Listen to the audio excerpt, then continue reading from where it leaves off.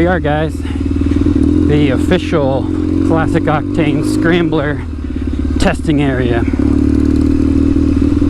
I've been super impressed with how well this bike rides right off the bat. Only small issue I had, and I didn't end up filming it, unfortunately, but basically, if you remember on my Will It Run video on this bike, I had an issue with the floats. They had little pinhole leaks in them, and it looks like when I went to go fire the bike up to ride it, those pinhole leaks, I guess, came back, or maybe it formed new ones or whatever, but basically we just replaced the floats. So it was pretty kind of straightforward, so I didn't really think there was any reason to kind of show it, but I wanted to mention it, that that is the only problem we've had so far, is those floats kind of sinking and then causing the bowls to overflow. So, but she's a ripper.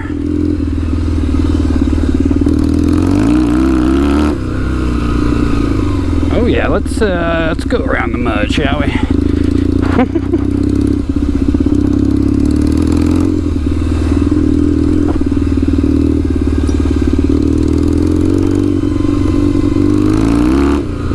Oh yeah, still breaking some traction with even with the knobbies.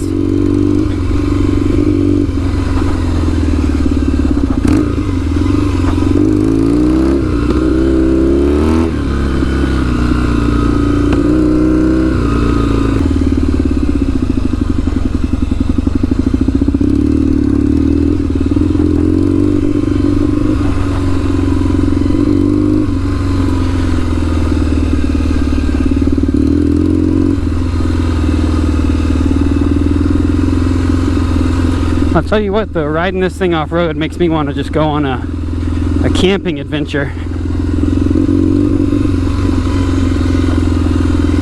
I've been talking for a while now about how I want to do some moto camping, and I think this would be a pretty awesome bike to do it on. Because we could do a little bit of light off-road like this. You know, I haven't really taken this bike out on like major roads yet to see how it performs, you know, on a long distance road trip, but this suspension is a pretty good mix of kind of cushy for this kind of stuff, but, you know, not too soft. So if any of you guys have gone moto camping before, let me know what you guys use for setups, and do you go the hammock route, the tent route? You know, what do you guys actually use for your moto camping? Oh yeah, getting a little rough. Oh yeah. A little sideways.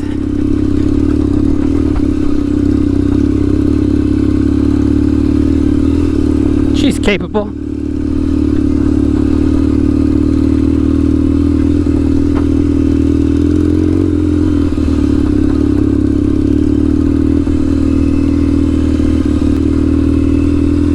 Yeah, so I think this bike's going to be perfect for some adventures, some camping.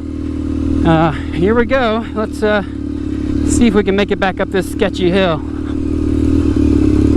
Wish me luck. Very loose gravel. Just going to try to carry a good amount of speed because I don't want to stop on this.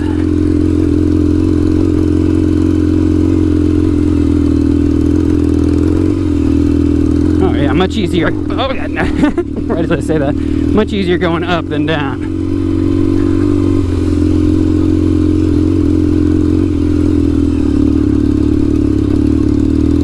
Oh, look at us.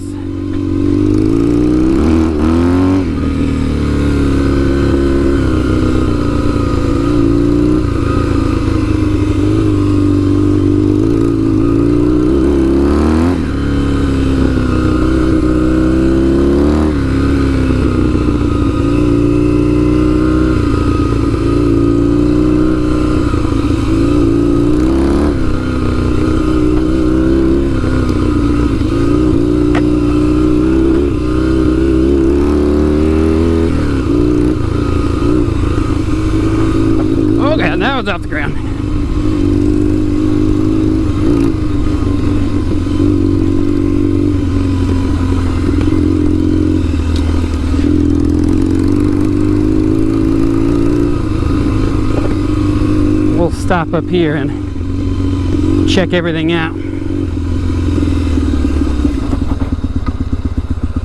Well, I think this is a pretty good place to stop.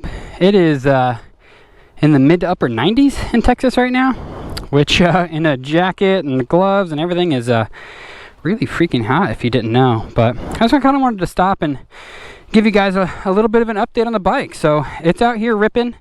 Looks like our tail light worked its way loose. I figured this little off-road test is probably the best way to, shake down the bike. I did a couple of laps around the neighborhood and everything to make sure it was shifting well, and I told you about that little issue I had with the bulls. Other than that, I decided to come out here and kind of romp on it a little bit and see what rattles loose, what causes us problems. The bike's gonna not see this kind of abuse if we were riding on the street. Obviously it's going to get a little bit hotter out here. Super hot day, slow speeds, relatively high RPM. This is the kind of torture test, so to speak. So if any of you guys are new to the channel, I don't know if this video brought you here, but this is my 78 KZ. Do have a full playlist on the channel to go through building it. Took us about 6 months. It really should have taken us about 3, but I moved shops. We bought this from an antique, not an antique store, an estate sale. For a really, really good price. Didn't really have to put that much money into it, just a lot more labor than anything. And now we have this freaking awesome Scrambler. So I'm going to cut the video off out here. Let's go back to the shop, and I'll talk to you guys a little bit more when we get back there. We made it back to the shop. I had to throw some shorts on because, like I mentioned, it's about 1 million degrees here in Texas. But we put this thing through the torture test. We did over an hour of off-road riding. We are 90% sure we got it off the ground a few times. Full throttle pulls in the dirt, flinging rocks, and literally it performed flawlessly. So the only thing that I've done to this bike since the last time you guys saw it is I did have to replace those floats that I mentioned, and that's just because if you remember in the Will It Run video, I'll throw a link up here if you are newer to the channel and didn't see it, but when we got this bike, it had been sitting for about 30 years. We went through the carbs. They were super gross. We fixed them all up. We did find some pinhole leaks in the floats. I soldered them and fixed them. And then when I went to go start this bike the other day, the overflows kept pouring gas out, and I thought the floats were stuck. I pulled the floats out, and I realized that they had gas in them. And it wasn't even actually where we repaired them. It developed new pinholes. So that just prompted me to go ahead and spend the 28 bucks or whatever it was to buy some new floats, threw them in there. We're not going to have to worry about it anymore. Other than that, no complaints whatsoever. We didn't have any failures. We didn't have any misshifts. The bike fires right up. That brings me to, while we're on the subject of the carbs and how they run, I had a few guys reach out to me and tell me flat out that you cannot run pod filters on these carbs. It just won't work. They are going to just run like garbage. Don't waste your time. Don't waste your viewers' time by telling them you can put... They work fantastic. I don't know. It's a lot of people on the internet are going to reach out and say you can't do something, and I think a lot of that stems from them having issues doing it themselves. But just because somebody had an issue doing something doesn't necessarily mean it can't be done. And I know a lot of people are going to take that the wrong way, but I set these up. We went with 140 and 50 for the jet sizes. 4th clip from the top on the needle, and this thing runs freaking perfect. It pulls hard. It's got way more low-end torque than the 4-cylinder Honda bikes do. It reminds me a lot of my Triumph, which is also a 750 twin, so it's not that surprising, but so much low-end power. You can feel, when it kind of goes up into the rev range, it pulls hard, it fires right up. Super easy bike to cold start. Idle's nice, so I don't know what aspect of that could be an issue, but as far as I'm concerned, they run as well as any stock bike I've ever ridden. So hopefully you guys, if you mimic that setup, you'll have the same success I do. I don't know if it has something to do with the air and the lack of humidity or something like that here in Texas, but at least if you live in the Central Texas area and you put that combination in your carbs, it should work out pretty well. So while we're on the subject of things the internet experts told me would never work, the exhaust. It works perfectly. So I'm excited. I was just as worried as some of you guys. It's like, is it gonna be a terrible kind of position for the exhaust? Is it gonna burn my leg? All of these issues that, of course, every negative comment is just waiting for me to come back with a half melted leg and say, you're right. But I'm excited to say they're actually completely wrong. This thing works great. It sounds awesome. I had zero issues with burning my leg on it, even off-road and, moving my leg around. Not once did I even think about the exhaust, which means it's doing what it's supposed to do. The heat shield works like it's supposed to. So I'm very glad that is another thing that all of those comments that I got DMs on Instagram, comments on Instagram and YouTube, telling me basically that I was an idiot because I built the exhaust this way. And now I'm very happy to rub it in those people's faces that they were completely wrong. It works great. So, once we put a bunch more miles and we do some street use and stuff, we will revisit it. I'm not saying it's, perfect, but I have had zero issues with it so far in the, hour and a half or so that we put on this thing. Mostly off-road, mostly kind of moving around, which would be kind of worst case scenario for your leg touching it. So happy to report that the exhaust is working as it should. We didn't even have much heat transfer into the shock at all. Some other people told me that was going to be a problem, but it's really not. It got a little bit warm up here at the mounting bolt, which makes no issues whatsoever. So nothing to report. All the exhaust is kind of checking out so far, and we'll continue to monitor it, but so far so good. Well, that's going to do it for this video, guys. I'll have a couple more videos on this bike over the next couple of months, I would imagine. I do need to actually get it inspected and put on my insurance so that I can get a tag and put some actual street miles on it.